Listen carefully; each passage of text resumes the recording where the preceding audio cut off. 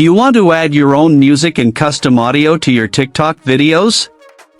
You can easily personalize your content and stand out by adding original tracks or imported audio files to your posts. Before we begin, please like this video and subscribe to our channel. I've also included some helpful tools and apps in the description, so be sure to check them out.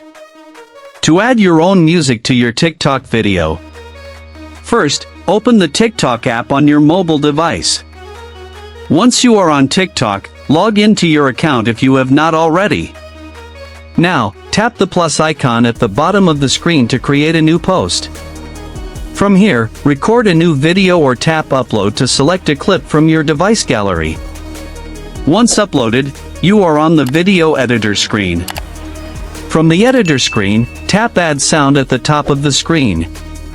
Next, tap the search icon in the upper right corner to open extended sound options. A new screen will appear. From here, tap on Discover More Sound option. Now, from the menu, select your sounds. Here, you will see options to import local sound from your device storage or import sound from video to extract audio from a clip in your gallery. Select the audio track you want to use and tap the checkmark to apply it to your video.